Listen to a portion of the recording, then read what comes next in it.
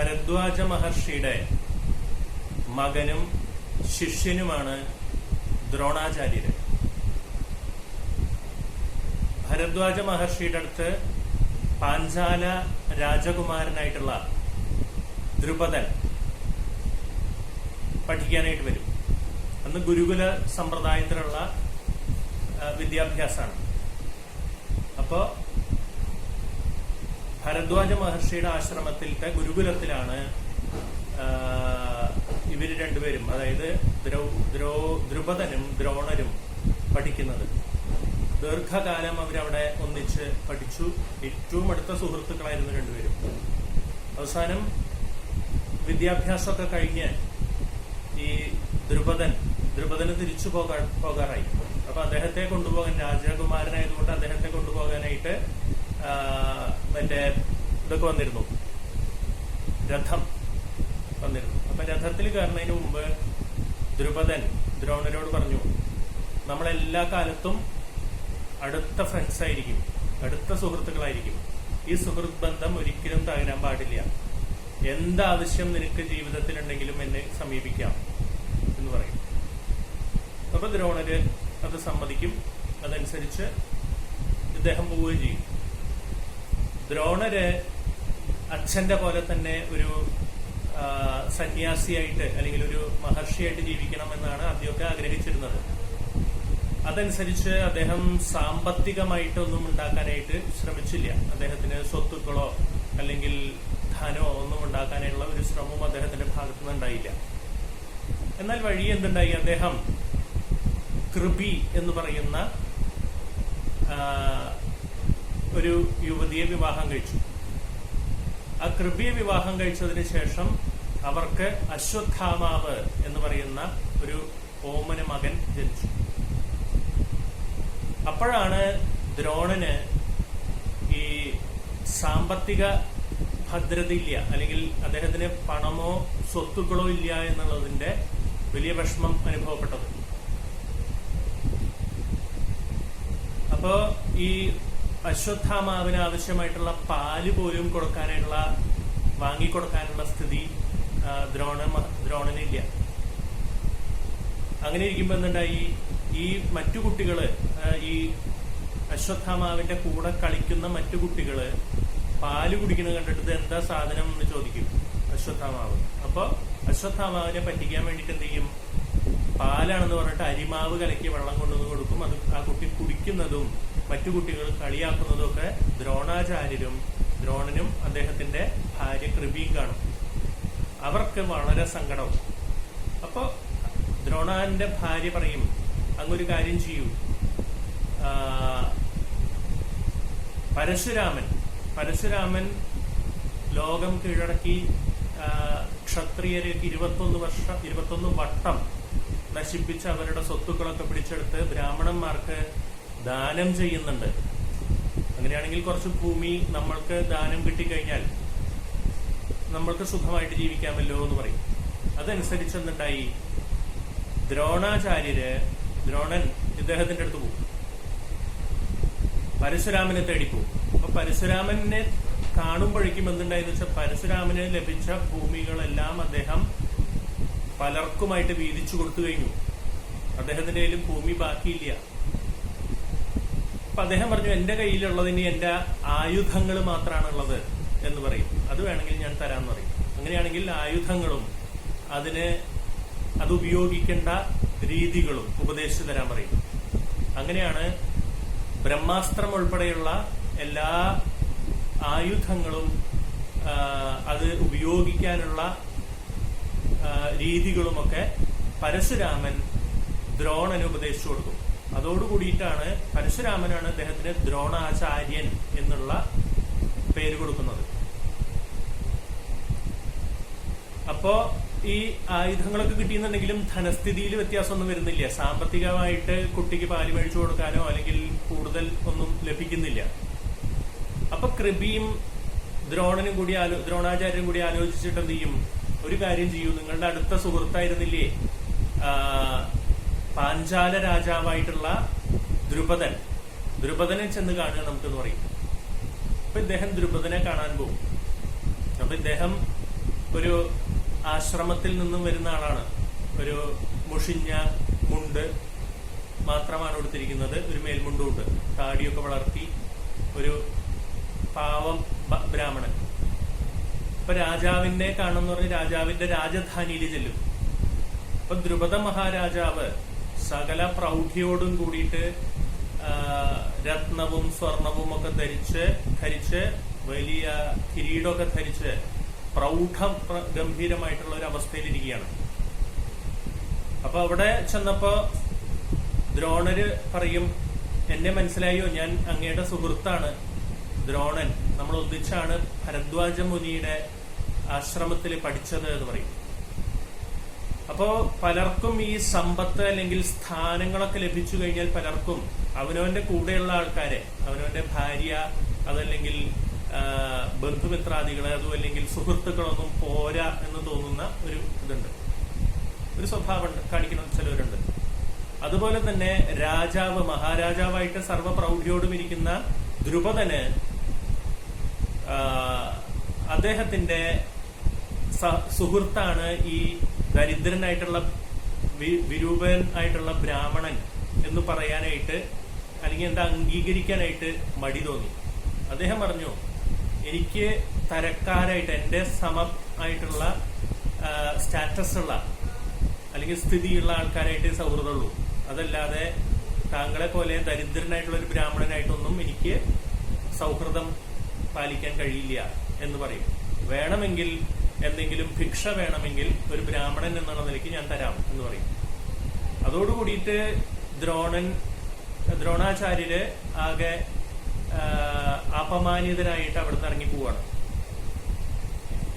അതിനുശേഷം എന്തു വേണ്ടു എന്ന് ആലോചിച്ച് ഇദ്ദേഹത്തിന്റെ ഭാര്യ കൃപിയുടെ സഹോദരനാണ് കൃപാചാര്യർ എന്ന് പറയുന്ന ആള്. അദ്ദേഹവും ഇതുമാതിരി തന്നെ ചില വിദ്യാഭ്യാസമൊക്കെ കൊടുത്ത് ജീവിക്കുന്ന ഒരാളാണ്. അത് ഹസ്തിനപുരത്താണ്. ഹസ്തിനപുരത്തേക്ക് പോകും. ഹസ്തിനപുരത്ത് എത്തിയതിനു ശേഷം ഒരു ദിവസം അവിടുത്തെ പാണ്ഡവരും കൗരവരും ഒക്കെ രാജകുമാരന്മാരാണ്. ആ രാജകുമാരന്മാര് അവിടെ ചെറിയ കുട്ടികളാണ്, അവർ കളിച്ചുകൊണ്ടിരിക്കുകയാണ്. പന്ത് കളിച്ചുകൊണ്ടിരിക്കുന്നതിന്റെ ഇടയിൽ എന്തുണ്ടായി, പന്ത് ഒരു കിണറിൽ വീഴും. ആ കിണറിൽ വീണിട്ട് ഇവര് പല തരത്തിൽ അത് പുറത്തെടുക്കാൻ ശ്രമിച്ചിട്ടും ഇവർക്ക് സാധിക്കുന്നില്ല. ഇത് കണ്ടുകൊണ്ടാണ് ദ്രോണാചാര്യർ അവിടേക്ക് ചെല്ലുന്നത്. അപ്പൊ ദ്രോണാചാര്യരെ ഇവർക്ക് പരിചയമൊന്നുമില്ല. അപ്പൊ എന്താണ് പ്രശ്നം എന്ന് ചോദിച്ചപ്പോ പറഞ്ഞു, പന്ത് നഷ്ടപ്പെട്ടു, കിണറിൽ നഷ്ടപ്പെട്ടു, എടുക്കാൻ കഴിയുന്നില്ല എന്ന് പറഞ്ഞു. ദ്രോണാചാര്യർ എന്ത് ചെയ്തു, കുറച്ച് പുല്ലുകൾ പറിച്ചെടുത്തു. എന്നിട്ട് അതിലൊരു പുല്ലെടുത്തിട്ട് എറിഞ്ഞു. എവിടേക്ക് എറിഞ്ഞു? കിണറ്റിരിക്കൽ എറിഞ്ഞു. അപ്പൊ കൃത്യമായിട്ട് ആ പന്തുമ്മ ചെന്ന് തറച്ചു. അടുത്ത പുല്ലെടുത്ത് എറിഞ്ഞപ്പോ ആദ്യം എറിഞ്ഞ പുല്ലിന്റെ പിൻഭാഗത്ത് നിന്ന് തറച്ചു. അങ്ങനെ തറച്ച് കിണറിന്റെ ഉയരത്തോളം ആ പുല്ലുകൾ എത്തിയപ്പോ അദ്ദേഹം ആ പുല്ല് വലിച്ചെടുത്ത് പന്ത് പുറത്തേക്ക് എടുത്തു കൊടുത്തു. അതുമാതിരി തന്നെ അദ്ദേഹത്തിന്റെ ഒരു ചെമ്പോ ഇരുമ്പോണ്ടോ പറ്റിയുള്ളൊരു മോതിരം ഉണ്ടായിരുന്നു. ആ മോതിരവും അദ്ദേഹം കെട്ടിക്കിട്ടു. എന്നിട്ട് എന്ത് ചെയ്തു, അതൊരു അസ്ത്രം ചെയ്ത് ആ അസ്ത്രം കൊണ്ട് തന്നെ ഈ പറയുന്ന മോതിരവും പുറത്തെടുത്തു. അപ്പൊ ഇദ്ദേഹം ഒരു മാന്ത്രികൻ ആണ് എന്ന് ആണ് കുട്ടികൾ വിചാരിച്ചത്. ഉടനെ തന്നെ അവരെന്ത് ചെയ്തു, അവരുടെ മുത്തച്ഛൻ ആയിട്ടുള്ള ഭീഷ്മ പിതാമഹനോട് ചെന്ന് പറഞ്ഞു. ഇങ്ങനൊരു മാന്ത്രികനായിട്ടുള്ള ഒരാള് വന്നിട്ടുണ്ട്, അദ്ദേഹം ഇങ്ങനെ ചില മാന്ത്രിക വിദ്യകളൊക്കെ കാണിച്ചു തന്നു എന്ന് പറയും. അപ്പോ ഭീഷ്മര് അദ്ദേഹത്തിനെ കൂട്ടിക്കൊണ്ട് ചെല്ലാൻ പറഞ്ഞു. അങ്ങനെ അദ്ദേഹം അവിടെ ചെന്ന് അപ്പോഴാണ് മനസ്സിലായത് ദ്രോണാചാര്യരാണ്, പരശുരാമന്റെ ശിഷ്യനാണ്, ബ്രഹ്മാസ്ത്രം ഉൾപ്പെടെയുള്ള എല്ലാ ആയുധങ്ങളും സ്വായത്തമാക്കിയിട്ടുള്ള ആളാണ്. ഭീഷ്മരും പരശുരാമന്റെ ശിഷ്യനാണ്. അപ്പോ ദ്രോണാചാര്യരുടെ അവസ്ഥയൊക്കെ മനസ്സിലാക്കിയിട്ട് പറഞ്ഞു, ഇവിടുത്തെ രാജകുമാരന്മാർക്ക് അങ്ങ് വിദ്യ അഭ്യസിച്ചു കൊടുക്കണം, എല്ലാ തരത്തിലുള്ള ആയുധങ്ങളും ഒക്കെ ഉപയോഗിക്കാൻ പഠിപ്പിക്കണം എന്ന് പറഞ്ഞു. അങ്ങനെയാണ് അദ്ദേഹം ദ്രോണാചാര്യര് ഹസ്തിനപുരത്ത് കൗരവ പാണ്ഡവ രാജകുമാരന്മാരെയൊക്കെ വിദ്യാഭ്യസിക്കാനായിട്ട് ഗുരുവായിട്ട് ചേരുന്നത്. അപ്പൊ ഓരോരുത്തരെയും അദ്ദേഹം പഠിപ്പിക്കും. അതിൽ തന്നെ പ്രാഗൽഭ്യമുള്ള ഓരോ ആൾക്കാരെ പ്രത്യേക വിഭാഗത്തില് അതിലേക്ക് പ്രാവീണ്യം കൊടുക്കും. അതനുസരിച്ച് അദ്ദേഹത്തിന്റെ ഏറ്റവും ഇഷ്ടപ്പെട്ട ശിഷ്യനായിട്ട് വളർന്നത് ആരാണ്? അർജുനനാണ്. ഈ അർജുനൻ പ്രത്യേകിച്ച് അർജുനനോട് ഒരു വാത്സല്യം കാണിക്കുന്നത് അദ്ദേഹത്തിന്റെ മകനായിട്ടുള്ള അശ്വത്ഥാമാവിന് തന്നെ കുറച്ച് വിഷമമായിട്ട് തോന്നി. അങ്ങനെ വന്നപ്പോ എന്തുണ്ടായി? അശ്വത്ഥാമാവ് അത് പറയുമ്പോ അതിനുള്ള കാരണം കാണിച്ചു തരാന്ന് പറഞ്ഞിട്ട് എന്തുണ്ടായി? ഒരു ദിവസം ദ്രോണാചാര്യരും ശിഷ്യന്മാരും കൂടി ഒരു പുഴയരികില് പോയി അവിടെ വെച്ചിട്ടാണ് അന്ന് അഭ്യാസം ഉണ്ടായത്. അതിനുശേഷം ദ്രോണാചാര്യർ ഞാൻ ഇത്തിരി നേരം മെഡിറ്റേറ്റ് ചെയ്യട്ടെ, അല്ലെങ്കിൽ എന്താ പറയാ, ധ്യാനിക്കട്ടെ എന്ന് പറഞ്ഞു. അദ്ദേഹം ധ്യാനിച്ചുകൊണ്ടിരിക്കുമ്പോൾ എന്തുണ്ടായി? അദ്ദേഹം മായ കൊണ്ട് ഒരു മുതലയെ സൃഷ്ടിച്ചു. അതൊന്നും മായയാണെന്ന് ആർക്കും അറിയില്ല. പക്ഷെ ഒരു മുതല പെട്ടെന്ന് ദ്രോണാചാര്യരെ ആക്രമിക്കാനായിട്ട് ഇങ്ങനെ വരണ കണ്ടു. അപ്പൊ ദ്രോണാചാര്യർ അറിയണില്ല അതിനെ സംബന്ധിച്ചു. മറ്റുള്ള കുട്ടികളൊക്കെ പകച്ചു നിൽക്കുമ്പോ അർജുനൻ ചാടി വീണ് മുതലേനെ അറ്റാക്ക് ചെയ്യും. അങ്ങനെ മുതലെ കീഴ്പ്പെടുത്തി ദ്രോണാചാര്യരെ രക്ഷപ്പെടുത്തും. അപ്പോ അശ്വത്ഥാമാവിനോട് പിന്നീട് ദ്രോണാചാര്യ പറയും, ഇതുകൊണ്ടാണ് അർജുനന് ഒരു പ്രത്യേകതയുണ്ട്, അതുകൊണ്ടാണ് ഞാൻ അർജുനനെ കൂടുതൽ ഗൗനിക്കുന്നത്, അല്ലെങ്കിൽ ഏറ്റവും ഇഷ്ടപ്പെട്ട ശിഷ്യനായിട്ട് അർജുനൻ മാറാൻ കാരണം എന്ന് പറയും. അങ്ങനെ കുട്ടികളുടെ ഒക്കെ വിദ്യാഭ്യാസമൊക്കെ കഴിഞ്ഞതിന് ശേഷം ഒരു എന്തുണ്ടായി? ദ്രുപദൻ ഇദ്ദേഹം ദക്ഷിണ ചോദിക്കും. ദക്ഷിണയായിട്ട് എന്താ വേണ്ടതെന്ന് ചോദിച്ചപ്പോ പറയും, ആദ്യം കൗരവരാണ് ചോദിക്കുക. അപ്പൊ കൗരവരോട് പറയും, എന്റെ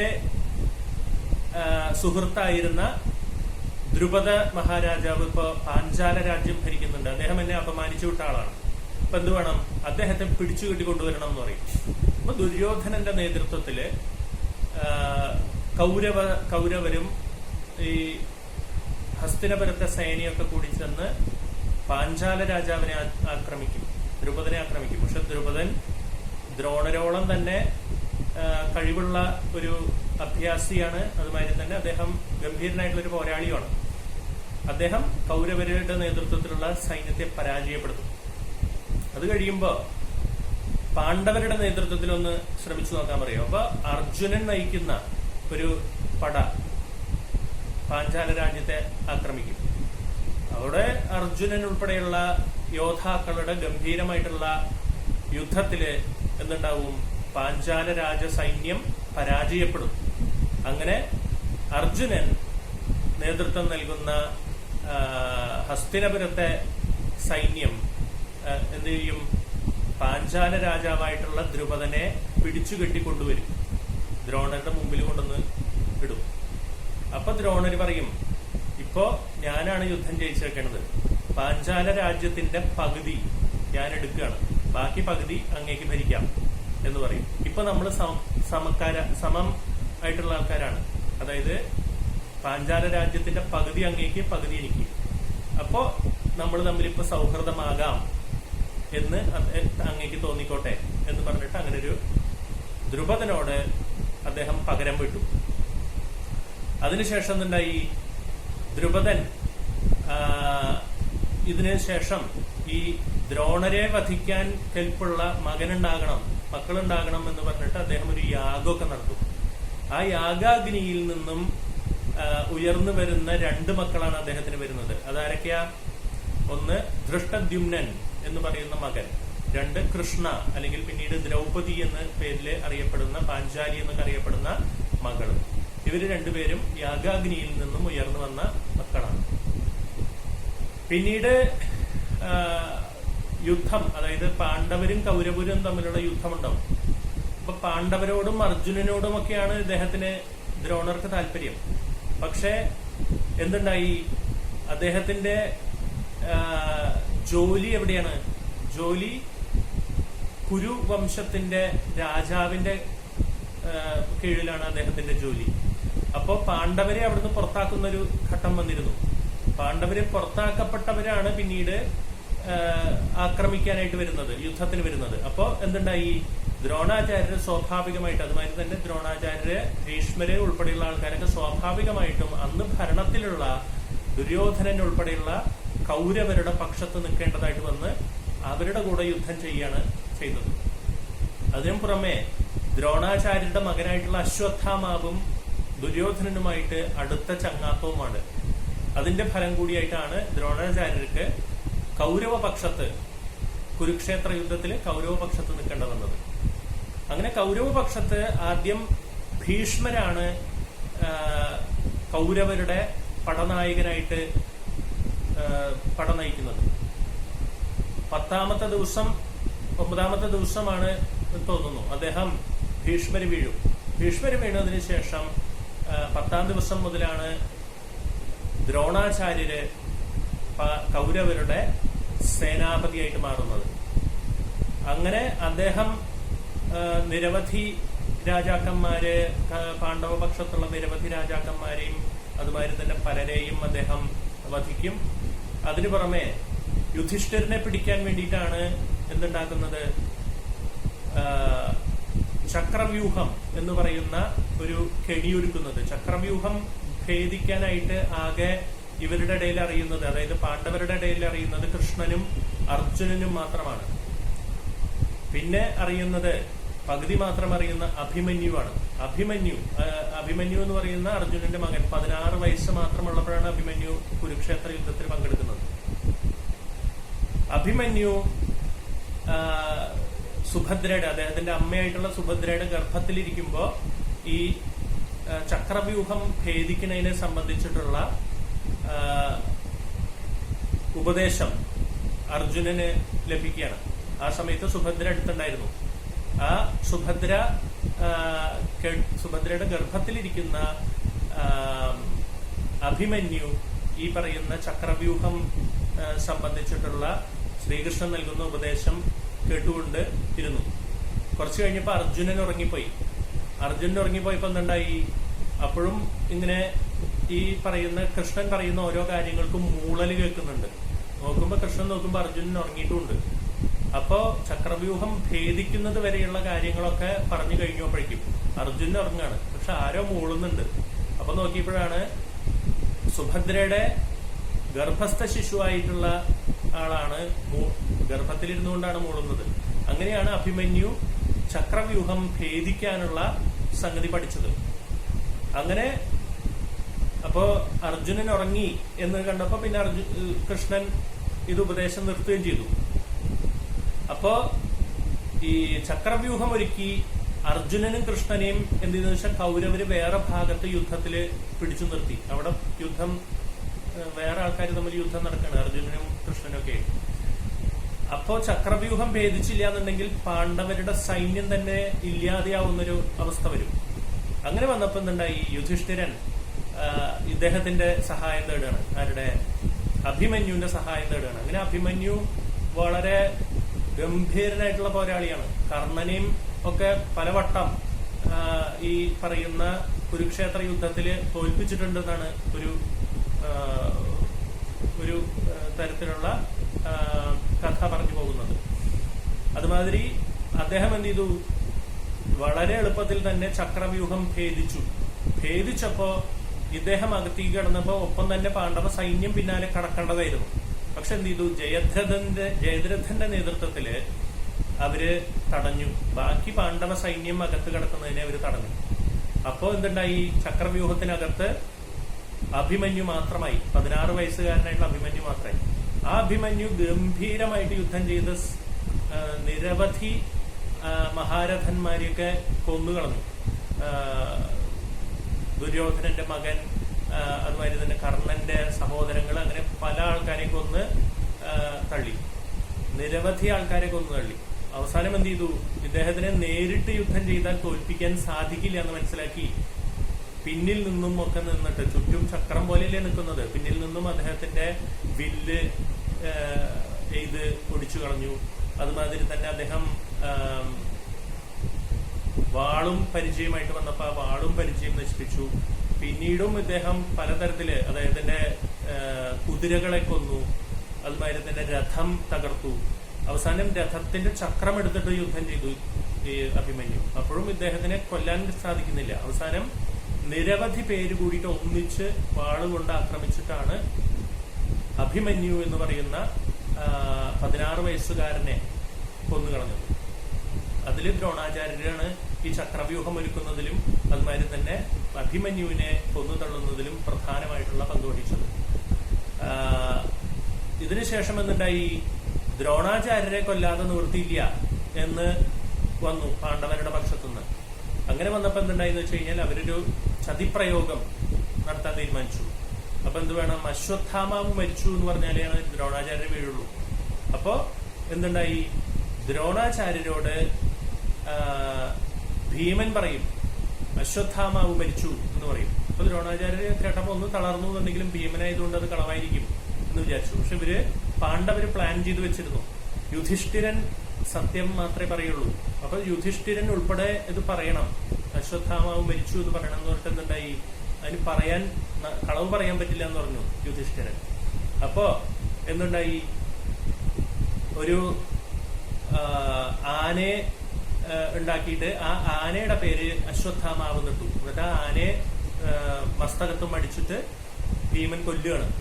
അപ്പോ അശ്വത്ഥാമാഹത എന്ന് പറയണം, അശ്വത്ഥാമാവ് മരിച്ചു എന്ന് പറയണം എന്ന് പറയും. അപ്പോ യുധിഷ്ഠിരൻ അവസാനം പറയും അശ്വത്ഥാമാവ് മരിച്ചു, ആനയായിട്ടുള്ള അശ്വത്ഥാമാവാണ് മരിച്ചത്, കുഞ്ചര എന്നുള്ളത് പറയണം എന്നുള്ള രീതിയിൽ അങ്ങനെ ഞാൻ പറയുള്ളൂ എന്ന് പറഞ്ഞു. അപ്പൊ എന്തെന്ന് വെച്ചാൽ ഭീമനും ആൾക്കാരും കൂടിയൊക്കെ പ്ലാൻ ചെയ്തിട്ട് എന്ത് ചെയ്തു? അശ്വത്ഥാമാവ് മരിച്ചു എന്ന് യുധിഷ്ഠിരനോട് വിവരം തിരക്കാനായിട്ട് വന്ന ദ്രോണാചാര്യർ കേൾക്കെ അശ്വത്ഥാമാവ് മരിച്ചു എന്ന് യുധിഷ്ഠിരൻ പറയുന്നത് വരെ മിണ്ടിയില്ല. അത് കഴിഞ്ഞ ഉടനെ വലിയ ശബ്ദത്തില് ഈ അവരുടെ ശംഖുകള് വിളിക്കുകയാണ് ചെയ്തത്. അങ്ങനെ ശംഖുകളുടെ നാദത്തില് ആനയാണ് മരിച്ചേ എന്ന് യുധിഷ്ഠിരൻ പറഞ്ഞത് ദ്രോണര് കേട്ടില്ല. അങ്ങനെയാണ് ദ്രോണര് ആയുധം ഉപേക്ഷിച്ച് രഥത്തിലിരിക്കുമ്പോ ദ്രുപദന്റെ മകനായിട്ടുള്ള ദൃഷ്ടദ്യുമ്നൻ വന്ന് വാളെടുത്ത് ദ്രോണരുടെ തലവെട്ടിക്കളയാണ് ചെയ്യുന്നത്. അതാണ് ദ്രോണരുടെ കഥ.